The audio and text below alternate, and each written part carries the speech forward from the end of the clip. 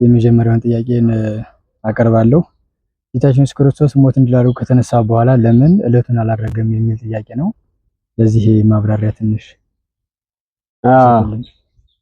ጌታችን ኢየሱስ ክርስቶስ እንደተነሳ ለምን ዕለቱን አላረገም የሚለው ዕለቱን ብቻ ሳይሆን እስከ 40 ቀን ቆይቷል። ተነሳ በኋላ 1 ወር ከ10 ቀን ቆይቷል። በ40 ቀን ነው ያደረገውና ከትንሳኤ በኋላ ማለትም ትንሳኤ በጌታችን በኢየሱስ ክርስቶስ 3 መዓልትና 3 ሌሊት በከርሰ መቃብር አድሮ መቃብርን እና ሞትን ድል አድርጎ የሞትን አቅምና የመቃብርን አቅም አሳጥቶ በራሱ ስልጣን በራሱ ፈቃድ ወተንሳይኩ በስልጣነ ባይቴ እንደሚለው መቃብር ክፈቱልኝ መግነዝ ፍቱልኝ ሳይል አስነሽ ሳይሻ በራሱ ስልጣን ከሙታን ተለይቶ በሶስተኛው ዕለት እሁድ ዓርብ ሞተ፣ እሁድ ተነሳ እና ጌታችን በመቃብሩም በትንሳኤውም በሞቱም የሚያስረዳን ነገር አለ። በሞቱ የሚያስረዳን ነገር ወይ ደግሞ የጠቀምን ጥቅም በሞቱ ሞትን ድል አደረገ፣ በመነሳቱ እንዲሁ ትንሳኤን አበሰረ። በሞቱ ሞትን ድል አደረገ ማለት ሲሞት ሞት ሞተ። ሞት ማለት የሰው ልጅ ሞት ወይ ደግሞ ዲያብሎስ ሲሞት እሱ ሲሞት ሞት ድል ተነሳ ማለት ከዛ በኋላ ቅድመ ሞተ ክርስቶስ የነበረውን የሞት ስርዓቱን ለወጠ። ሞት ከክርስቶስ ሞት በፊት ወደ ሲኦል ለመሄጃ መነሻ መንገድ ነበር። ወይም ደግሞ ሞተ ክርስቶስ መንገዱ ሲቀይርበት ድረስ ሞተ ክርስቶስ ከሲኦል ወደ ገነት መረማመጃ መሄጃ ወይም ደግሞ በቀጥታ ከዚህ ዓለም ወደ ገነት መሸጋገሪያ እስኪያደርገው ድረስ ሞት ወደ ሲኦል ለመሄጃ መንገድ ነበር። ኃጥኡንም ጻድቁንም ትንሹንም ትልቁንም ካህኑ ነብዩንም ጻድቁንም ሁሉንም ሞት ወደ ሲኦል መሄጃ መንገድ ሆኖ ቆይቷል። ለሁሉም ሰው ለሆነው ነው በአዳም በደል ማለት ነው። ስለዚህ ሞት ታሪኩ ተቀየረ ማለት የሞት ታሪክ ወደ ሲኦል መሄጃ የነበረው ወደ ገነት መሄጃ ሆነ። ያ ማለት በክርስቶስ ሞት ነው። ክርስቶስ ሞቶ ነው ይሄን ያመቻቸው ማለት ነው። በክርስቶስ ሞት ወደ ሲኦል ሄዱ የነበሩ የሰው ልጆች በአዳም በደል ወይ ነው በአዳም ኃጢአት ወደ ሲኦል ሲወርዱ የነበሩ የሰው ልጆች በክርስቶስ ሞት ወደ ገነት መሄድ ጀመሩ ማለት ነው። እና ሲሞቱ ነው ወደ ሲኦል ሲወርዱ የነበሩ ሲሞቱ ወደ ሲኦል ሰዎች ሲወርዱ ነበር። ክርስቶስ ሲሞት ግን ወደ ገነት መሄድና መግባትን ስላሳየ ከዚህ በኋላ ሞት ወደ ገነት መሸጋገሪያ ወደ ህይወት መረማመጃ ሆኗልና በሞቱ ያገኘው ጥቅም እጅጉን ትልቅ ነው። ወይ ደግሞ ሰው ልጅ ከእግዚአብሔር ተጣልቶ የነበረ የታረቀበት የአዳም ልጅነትና እንዲሁም የነቢያት የሐዋርያት የነቢያትና የጻድቃን እስከ ክርስቶስ ልደት እስከ ክርስቶስ ሞት የነበሩት ልጆች ሁሉ በሲኦል የነበሩት ልጅነታቸው የተመለሰበት ቀን ነውና ይህ በክርስቶስ ሞት የተገኘ ድል ነው። እና መቃብርም ራሱ መቃብርም ፈርሶ በሶ መቅረትን እንደ ልማድ አድርጎ የሚኖር መቃብር የገባ ሁሉ ሁልጊዜም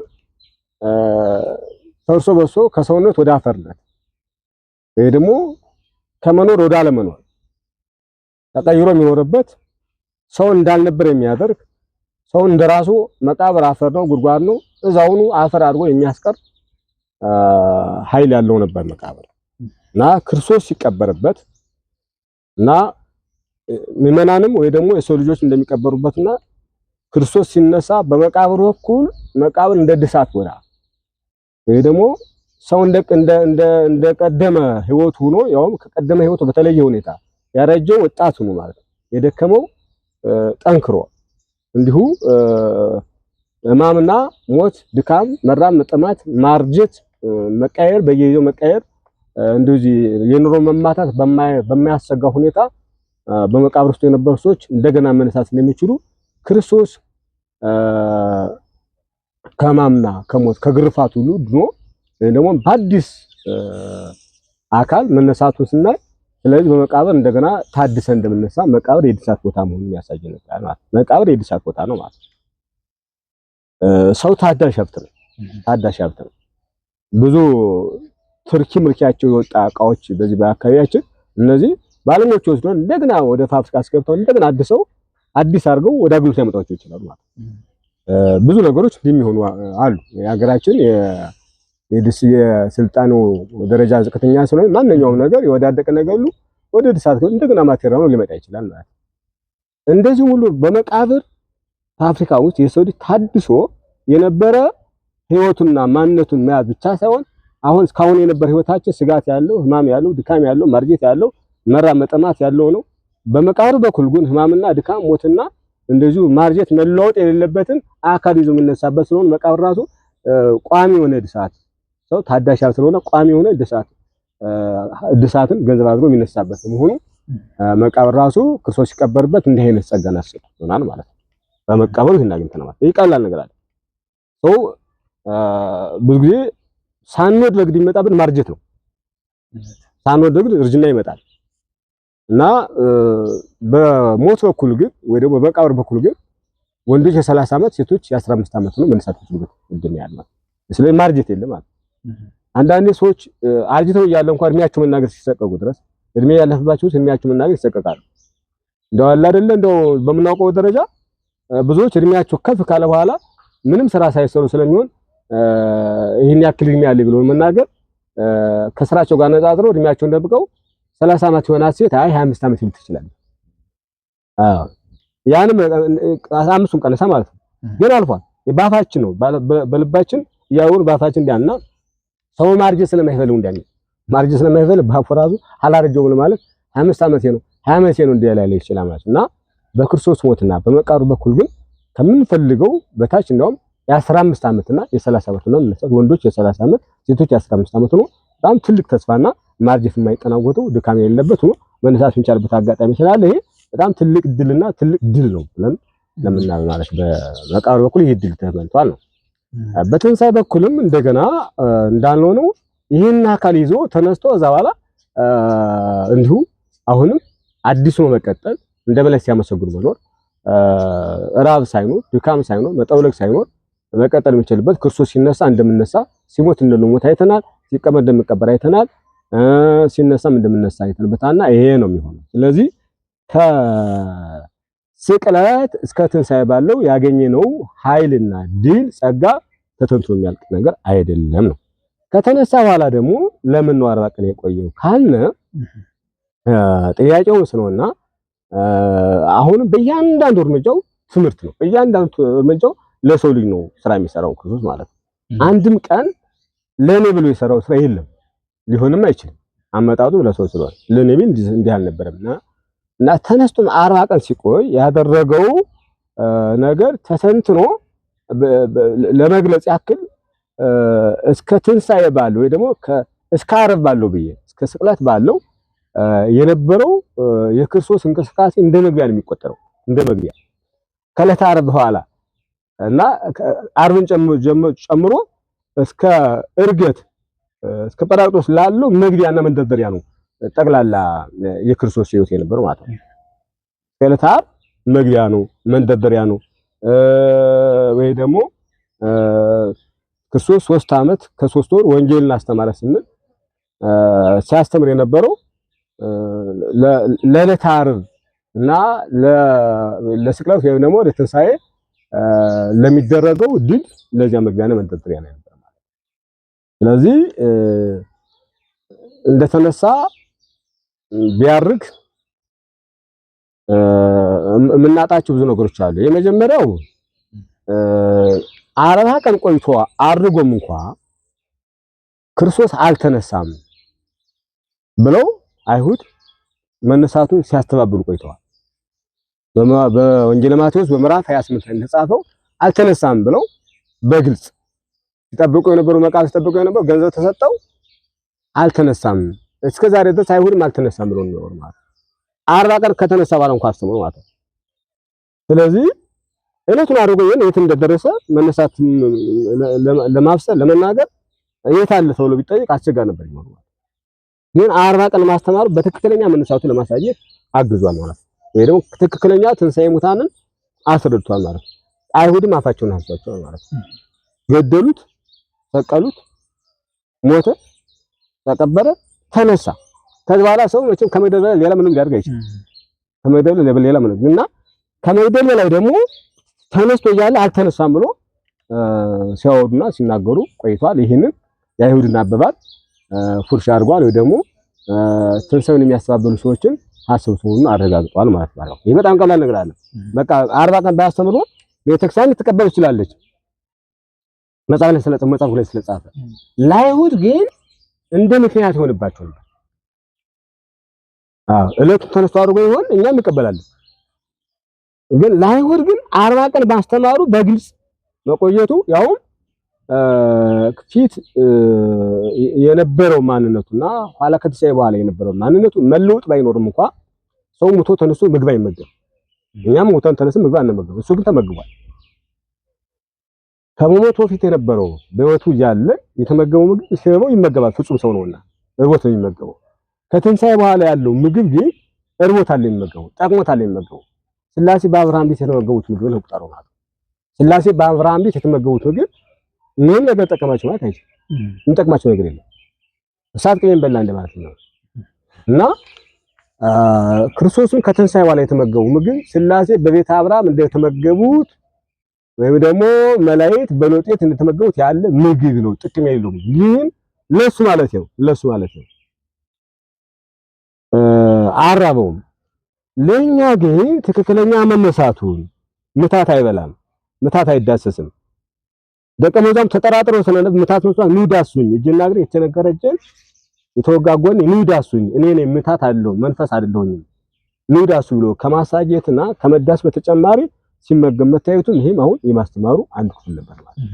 ምክንያቱም የማይጠቅመውን ነገር ወይ ደግሞ ሳይርበው ተመገበ። እኛም ከትንሣኤ በኋላ አንመገብ እንኳንስ ነገር ግን እየተመገበ እውነትም የነበረው ክርስቶስ ከትንሣኤ በፊት ይመገብ እንደነበረ ከተነሳ በኋላ መመገቡ አንድ ማስተማር ነው ማለት ነው። እና ደቀ መዛሙርቱን እንደውም ከዚያ በፊት በነበረው አመጋገብ ከነሱ ጋር ይመገብ ነበር። ከትንሣኤ በኋላ ግን እነሱ ቁመው እሱ ብቻውን ይመገብ ነበር። ያ ማለት እሱ አልበላም ምታት ነው እንዳይባል አሁን እንደዛ ነበር የነበረው። እና ይሄ ሁላ ትምህርት የነበረው በተጨማሪ ደቀ መዛሙርቱ የሚመገቡ ሲያጡ እንኳን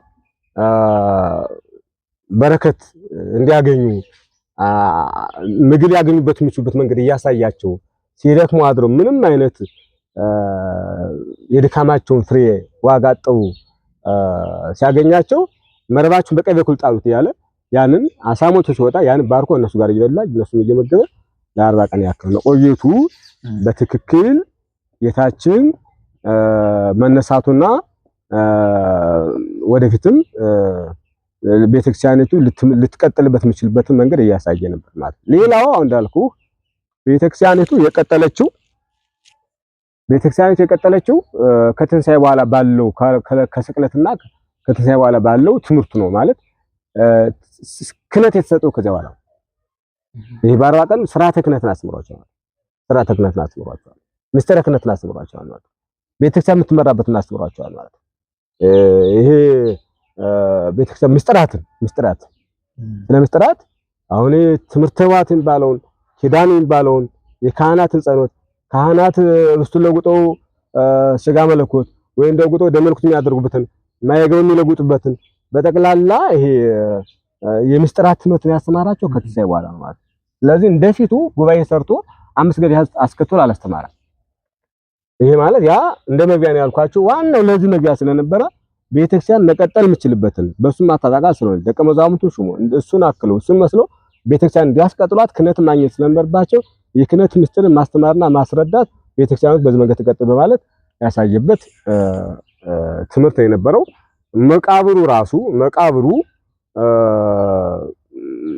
ስርዓተ ቅዳሴን በሚያሳይ መንገድ ሊቁ አባ ጊዮርጊስ እንደገለጸው ስርዓተ ቅዳሴን ሊገልጽ በሚችል መንገድ የሚያስተርጉም ትርጉም አለው ማለት ነው። እሱ ክርስቶስ እንዳንድ ካህን ሆኖ እንደራሱ ካህንነት ስጋው ደሙም ራሱ ስጋና ደሙ ሆኖ በዛ ተገኝቷል። መላእክት እንደ ዲያቆናት ሆነው ተገኝተዋል። ጴጥሮስና ዮሐንስ እንደ ካህናት ሆነው ተገኝተዋል። እንደ ካህናት ማርያም መግደላዊት ደግሞ እንዳስቀዳሽ ናት ተገኝታለች። ለመቃብሩ ላይ ማለት መቃብሩ እንደ መቅደስ ነው። መቃብሩ እንደ መቅደስ ነው። ማርያም መግደላዊት እንዳስቀዳሽ ናት። መላእክት ሁለቱ መላእክት እንደ ዲያቆናት ናቸው። ዮሐንስና ጴጥሮስ ደግሞ እንደ ካህናት ናቸው። ክርስቶስም ራሱ ሊቀ ካህናት ነው። እሱም ደግሞ እዛ ላይ ባለበት መንገድ እንደዛ አድርጎ ከትንሳኤ በኋላ ያለው ስርዓተ ምስጢር ነው። ማርያም መግደላዊት ብትነካው እንኳን ከትንሳኤ በኋላ ስትነካው አትንኪኝ ገና ወደ አባት ያላረኩኝም የሚለውና ወይ ደግሞ ካህናት ልብሰ ተክህኖ ከለበሱ በኋላ ማንም ሊነካቸው እንደማይገባ ማሳያ በመሆኑ ይሄ ሁሉ ስርዓተ ክህነትና ስርዓተ ምስጢርን ስርዓተ ቤተክርስቲያንን ያሳየበት ጊዜ በመሆኑ ለጊዜ ደግሞ በተረጋጋ ሁኔታ ደቀ መዛሙርቱ ብቻ እየተገለጠ ያስተምር ስለነበር እንጂ ህዝቡን እየሰበሰበ እንደፊቱ አላስተማርም ነው ነገር ትልቁ የቤተክርስቲያን መሰረት ጣለበት ይህ ወቅት ነው ነገር ሊያዝ ይገባዋል። እንግዲህ ያው ሁለተኛ ጥያቄ ከተነሳ በ40ኛው ቀን ሲያርግ ለምን ሐዋርያትን ወደ ቢታንያ ይዟቸው ሄደ ይለውን? አዎ ክርስቶስ ከተነሳ በኋላ ወደ ቢታንያ ደቀ መዛሙርቱን ለምን ይዟቸው ሄደ? ከተነሳ በኋላ ሳይሆን በ40 ቀን ነው። በ40 ቀን ብለን ነው ጥያቄው እንደሱ ነው። በ40 ቀኑ ለምን ነው ወደ ቢታንያ ይዟቸው ወጣ ስንል በትንሳኤው በ40ው ቀን ውስጥ ሲያስተምረው የቆየውን ሲያሳያቸው የቆየውን ሲሾማቸው የቆየውን የፍጻሜ ቀን ነበር። የፍጻሜ የሹመት ቀን ነበር። ወይ ደግሞ ከመጀመሪያው እስከ መጨረሻው ያለውን እየባረካቸው ራቃቸው ነው የሚለው እዚያ ቦታ ላይ እየባረካቸው ራቃቸው። ያ ቦታ የወራጭ ቀን ቦታ ነበር ማለት እለቱም የወራጭ ቀን ነበር ማለት የሹመት ቀን ነው። የወራጭ ቀን ነው። ቦታውም የወራጭ ቀን ነበር። ስለዚህ በረከት ለማግኘት የትኛው ቦታ ላይ በረከት አይገኝም። የትኛው ቦታ ላይ በረከት ማግኘት ይከብዳል። ከተማ ላይ ተቀምጦና ገዳም ላይ ተቀምጦ አንድ አይደለም። ገዳም ላይ የምናገኘው በረከትና ከተማ ላይ ተቀምጠን ሆቴሎች ላይ የምናገኘው መዝናኛ ቦታ ላይ የምናገኘው በረከትና ገዳማት ላይ የምናገኘው በረከት ቤተክርስቲያን ላይ የምናገኘው በረከት አንድ አይደለም ማለት ነው።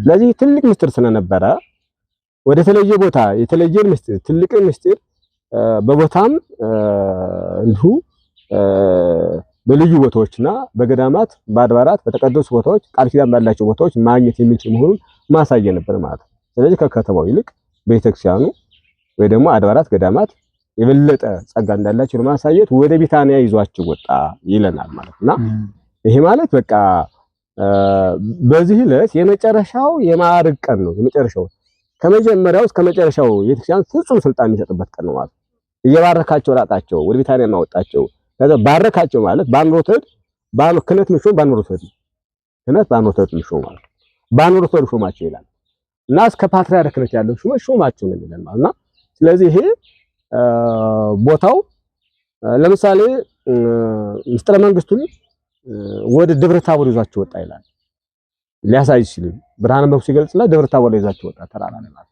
ያው ከከተማው ይልቅ ተራራው የተመስጦ ቦታ ነው፣ የእረፍት ቦታ ነው፣ የመረጋጋት ቦታ ነው፣ ሰው ራሱ ማየት የሚችልበት ቦታ ነው። በከተማ ብዙ ጫጫታ አለ። በመዝናኛ ቦታዎች ብዙ ትኩረት የሚሰጡ አካላት የሉም። ነገር ግን እነዚህ ፍላጎት ያላቸው መሆኑን ከዓለሙ የተለዩ መሆኑን ለመሾም ሆነ ለመስራት እሱን ተከትሎ መቀጠል የሚችሉ መሆኑን የሚያሳይ ነገር አለው።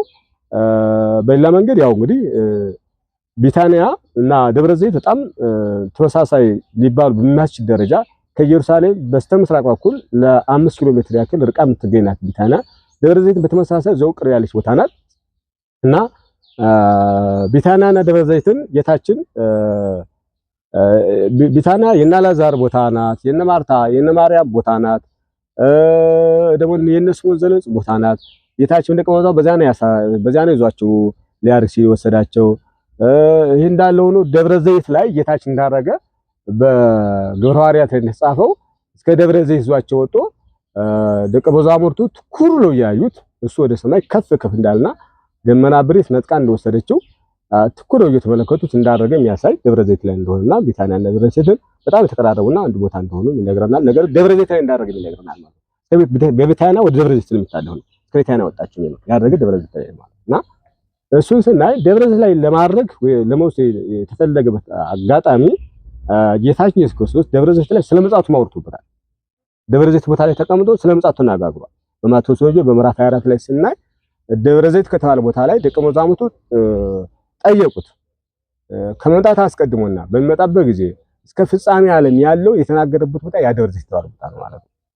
እና ያረገም ከተናገረበት ቦታ ላይ ወይ ደግሞ ወደፊት የሚመጣ እዚያ ቦታ ላይ ጌታም የሚገለጠው በትንቢተ ዘካርያስ በምዕራፍ 14 ላይ እንደተገለጠው ጌታችን ደብረ ዘይት ላይ እንደሚገለጥ ወይ ቀጎማ ገሩ ለግዚኦ ቅድመ ጽራህ ላይ ኢየሩሳሌም ከኢየሩሳሌም በስምራቅ ለማለት ደብረ ዘይት እና ኢሳይያስ ዘካርያስም ደብረ ዘይት ላይ እንደሚገለጥ የሚመጣበት ቦታም እዛ እንደሆነ መላእክትም ለሐዋርያት እንደተናገሩት የናዝሬቱ ኢየሱስ ሲያድግ እንዳያቸው እንዲሁ በዚህ ቦታ ይመጣ ብለው እንደተናገሩት ተመልሶ የሚመጣበት ቦታ ስለሆነ ያንን ነግሯቸዋል። እዚህ ቦታ ላይ ስለመጣት ነግሯቸዋል። እዚህ ቦታ ላይ አድርጓል። እዚህ ቦታ ላይ ነው እንደሚመጣ ደግሞ በትንቢት ተነግሯል። ጌታችንም ቀን በቤተ መቅደስ ሲያስተምር ነው ማታ ማታ በዛ ቦታ ያድር ነበር ማለት ማልተ የሚሄድ በምኩራብ ወሌሊት በጊዮስ ደብረ ዘይት ቀን በምኩራብ ያስተምራል፣ ማታ ግን በደብረ ዘይት ያድራል ነው የሚሉና ይሄ የተለየ የምስጢር ቦታ ነውና ጌታችን አድርጎበታል። ጌታችን ደግሞ እንደገና ይመጣበታል። ስለመጻት ማወርቶበታል። የሚመጣ በዚህ ቦታ የሚገለጥ ነው ነገር ሊያዝ ይገባል። ስለዚህ ወደዛ ቦታ የሹመት ቦታ ነውና ለሹማቸው የተመስጦ ቦታ ነውና ተመስጦ እንዲኖራቸው የበረከት ቦታ ነውና እንዲባርካቸው ወደዛ ቦታ ወሰዳቸው። የምስጢር ቦታ ነው ያለው። ስለ ምስጢረ ምጽአት ነግሮበታል። እዛ ቦታ ላይ ጌታችንም እንደ አንድ ባህታዊነቱ እንደ አንድ መምህርነቱ ሲያድርበት የነበረ ቦታ በመሆኑ ወደዛ ቦታ ይዟቸው ወጧል። መጨረሻ ላይ በዚህ ቦታ ላይ ስለሚመጣ በሚመጣበት ቦታ ላይ እርገቴን አሳያቸዋለሁ ለማለት ምጽአቱንም እርገቱንም እዛ ቦታ ላይ ነው የሚያደርገው። ዳግመኛ እንደሚመጣ በመላእክት ተነግሮ እሱን ለማሳየት የተደረገ ነገር እንደሆነ ሊወሰድ ይገባዋል። የጌታችን የመድኃኒታችን ኢየሱስ ክርስቶስ እርገት ለሰው ልጆች ምን ጠቀሜታ አለው?